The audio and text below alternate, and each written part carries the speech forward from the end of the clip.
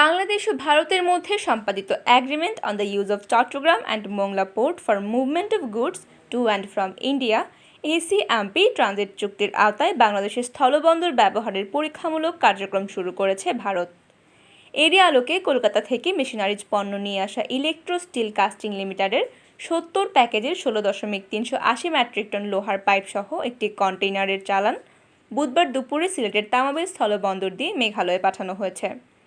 এ সময় সিলেটের customs excise ও VAT commissioner Mohammad Akbar Hossain, সিলেটে নিযুক্ত ভারতের সহকারী হাই কমিশনার নীরাজ কুমার জয়সওয়াল এবং গৌহাটিতে নিযুক্ত বাংলাদেশের সহকারী হাই কমিশনার ও মিশন প্রধান শাহ মোহাম্মদ তানভীর মনসুর সহ বন্দর সংশ্লিষ্ট কর্মকর্তারা উপস্থিত ছিলেন।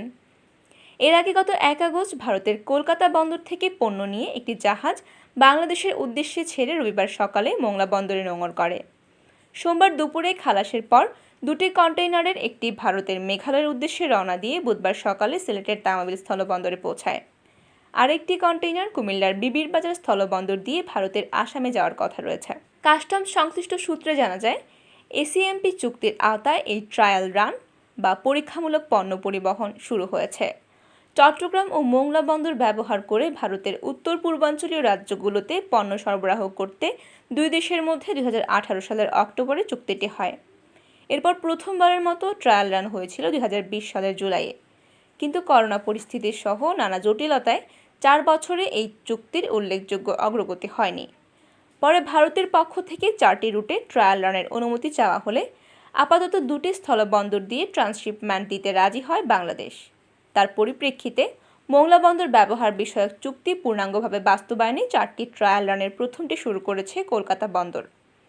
এরই ধারাবাহিকতায় প্রথম ট্রায়ালে কলকাতা থেকে বাংলাদেশি নৌযান এমভি রিশাদ রায়হান পণ্য বোঝাই দুটি কন্টেইনার নিয়ে মোংলা বন্দরে আসে। কন্টেইনার দুটির একটিতে ইলেকট্রো স্টিল কাস্টিং লিমিটেডের ৭০ প্যাকেজের ১৬.৩৮০ মেট্রিক টন লোহার পাইপ এবং আরেকটিতে ২৪৯ প্যাকেজে ৮.৫ মেট্রিক টন প্রিফোম রয়েছে। লোহার পাইপ ভর্তি কন্টেইনারটি তামাবিল স্থলবন্দর দিয়ে মেঘালয়ে পাঠানো হয়েছে। সিলেটে নিযুক্ত ভারতের সহকারী হাই কমিশনার নীরাজ কুমার জয়সওয়াল সাংবাদিকদের জানান, ভারত বাংলাদেশ প্রোটোকল রুটে অভ্যন্তরীণ নৌপথ ব্যবহার করে ব্যবসায়িক গতি বাড়ানোর লক্ষ্যে এই উদ্যোগ নেওয়া হয়েছে। এতে দুই দেশের অর্থনীতি ও দ্বিপাক্ষিক সম্পর্ক উন্নয়নে আরও ইতিবাচক প্রভাব ফেলবে। সিলেটের কাস্টমস এক্সাইজ ও ভ্যাট কমিশনার মোহাম্মদ আকবর হোসেন বলেন, বাংলাদেশ ও ভারতের মধ্যে সম্পাদিত এসিএমপি ট্রানজিট চুক্তির আওতায় বাংলাদেশি বন্দর ব্যবহারের মাধ্যমে ভারতের সাথে পণ্য পরিবহনের ক্ষেত্রে একটি অনন্য মাইলফলক সৃষ্টি হলো। এই কার্যক্রমের মাধ্যমে আমাদের বন্ধুপ্রতিম দেশের সাথে বন্ধুত্ব ও অর্থনৈতিক সম্পর্ক আরও জোরদার হবে।